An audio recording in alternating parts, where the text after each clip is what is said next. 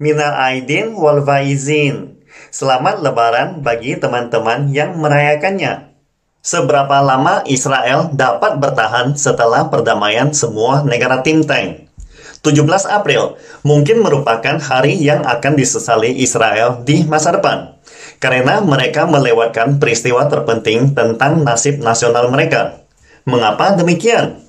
Peristiwa ini dimulai dengan panggilan telepon oleh Menlu China, Qin Gang, dengan Menlu Israel, Eli Cohen, 17 April lalu, dengan latar belakang persaingan antara dua adidaya China dan Amerika Serikat telah mencapai titik persimpangan paling kritis. Amerika Serikat melakukan segala upaya untuk menciptakan perang dingin baru, berusaha memisahkan negara-negara barat dengan China untuk menciptakan konflik dunia. Sebaliknya, China berupaya menghindari perang dingin baru, mengembangkan hubungan persahabatan dan kerjasama dengan negara-negara di dunia, dan mempromosikan rekonsiliasi konflik antar negara. Perbedaan rute ini akan menentukan persaingan China dan Amerika Serikat di masa depan akan bersifat jangka panjang.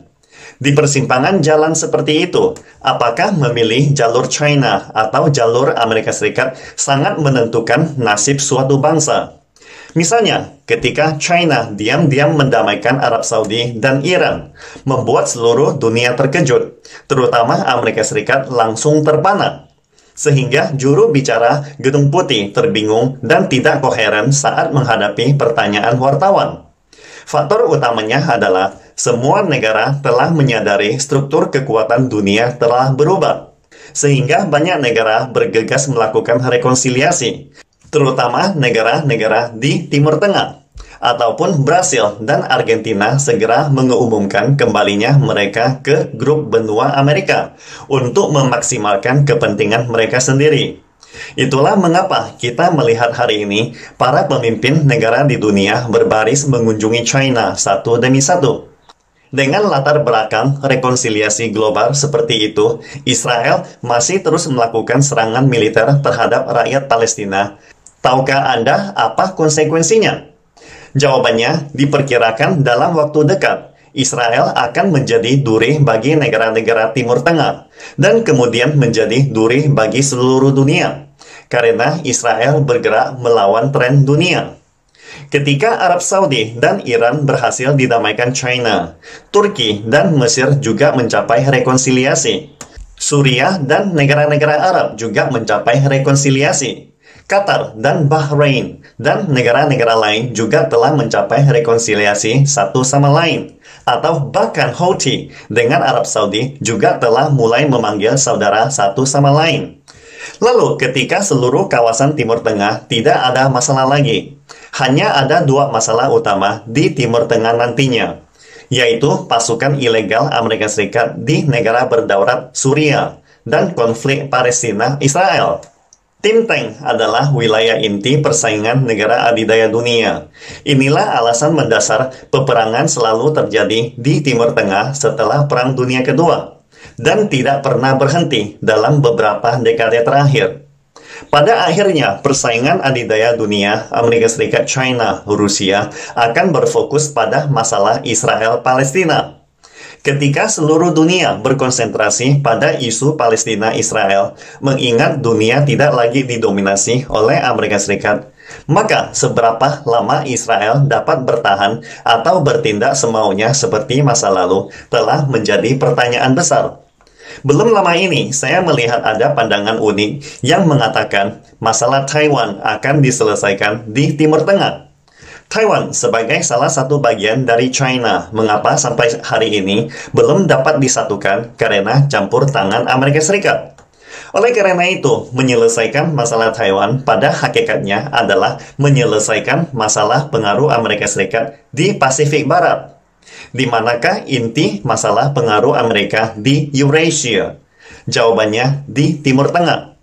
Selama masalah di Timur Tengah dapat didamaikan oleh China, maka pengaruh Amerika Serikat secara alami akan melemah dan runtuh.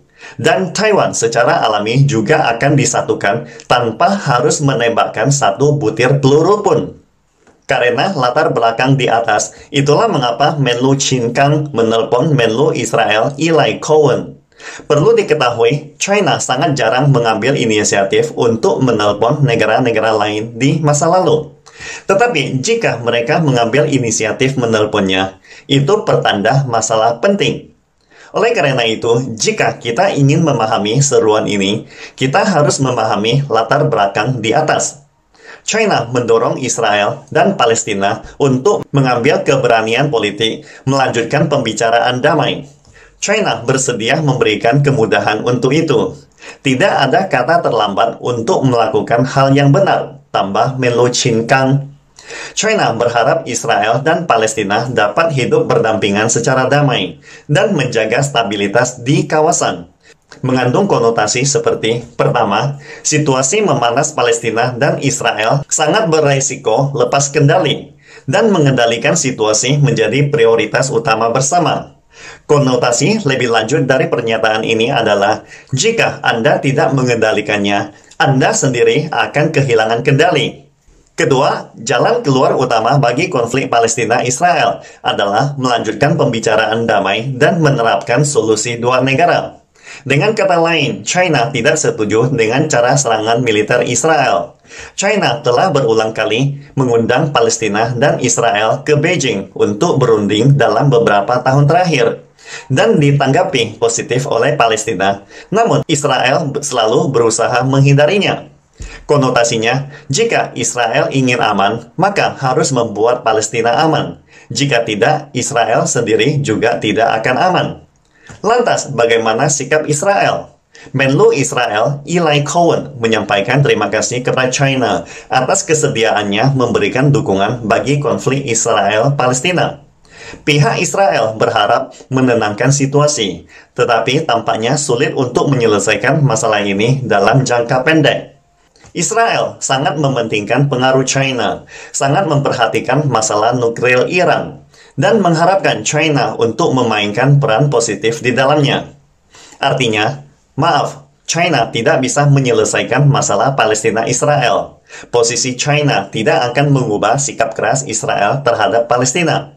Pada saat yang sama, Israel mengusulkan China membantu Israel memberikan sanksi dan memblokir Iran. Tampaknya Israel telah menaksir terlalu tinggi posisinya kali ini, kata pakar militer China. Sebaliknya, Qin Gang mengisyaratkan Arab Saudi dan Iran yang berhasil didamaikan belum lama ini. Semoga semua pihak dapat mengambil kesempatan yang baik untuk berdialog dan berdamai, mengimplementasikan kesepakatan komprehensif tentang masalah nuklir Iran, dan menjaga perdamaian di Timur Tengah. Artinya, rekonsiliasi antara Arab Saudi dan Iran adalah contoh menyelesaikan pertikaian yang dipromosikan China. Pada saat yang sama, perjanjian nuklir Iran juga harus dilaksanakan, karena perjanjian itu sudah ditandatangani. Jadi, Anda, Israel, tidak bisa mengubahnya sesuai niat hati Anda. Menjaga perdamaian di Tim Tank adalah tujuan utama China. Jadi, jika ada yang bersikeras mencegah perdamaian di Timur Tengah, ini setara bertentangan dengan kepentingan strategis China. Dan Israel perlu mempertimbangkannya dengan hati-hati. Kesimpulannya, panggilan telepon Menlu Qin Gang ini belum mencapai kesepakatan. Artinya, Israel memahami maksud China, tetapi menolak proposal China. China juga memahami niat Israel, tetapi China tidak menyetujuinya. Tentu saja, China tahu bahwa panggilan telepon ini tidak mungkin membujuk Israel.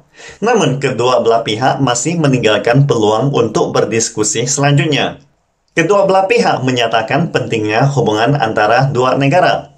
Alasan mengapa kedua belah pihak perlu menekankan demikian, karena baik orang Tionghoa maupun Yahudi memahami arti peribahasa 做人留一线，日后好相见. Artinya, seseorang jangan terlalu arogan. Kita harus memberikan peluang atau jalan keluar bagi masing-masing pihak. Hanya dengan cara ini, jalan di depan baru akan semakin lebar. Dengan kata lain, meskipun China akan selalu memberikan peluang negosiasi, namun perlu diketahui negosiasi sekarang akan sangat berbeda dengan negosiasi di masa depan. Tidak peduli situasi ataupun inisiatifnya. Alasannya, sampai detik ini, negara-negara Islam di Timur Tengah belum sepenuhnya dipersatukan. sehingga Israel masih memiliki suara inisiatif yang lebih besar jika memulai negosiasi. Bayangkan saja, seiring berjalannya waktu, ketika negara-negara think tank telah dipersatukan dan semua negara Islam berdiri di pihak Palestina. Akibatnya, bargain power Israel pasti akan semakin berkurang. China yang selalu menginginkan perdamaian berharap Israel dapat memanfaatkan timing yang menguntungkan ini, karena saat ini adalah peluang yang paling menguntungkan Israel. Namun, sangat disayangkan, Israel tampaknya masih tidak memahaminya, atau tidak mau memahaminya saat ini. Atau Israel mungkin masih berharap mengandalkan Amerika Serikat untuk membantunya melawan Iran. Akan tetapi, fakta menunjukkan Iran kini berulang kali menyerang militer Amerika Serikat di Suriah. Tetapi Presiden Biden tidak berani mengambil tindakan balasan apapun. China telah memberikan kesempatan, tetapi Israel tidak memanfaatkannya sekarang. Kemungkinan besar Israel perlu membayar harga yang lebih besar di masa depan. Pastikan Anda subscribe dan follow akun ini supaya senantiasa mendapatkan info terbaru tentang teknologi terkini AI berkaitan. Salam Indonesia Maju!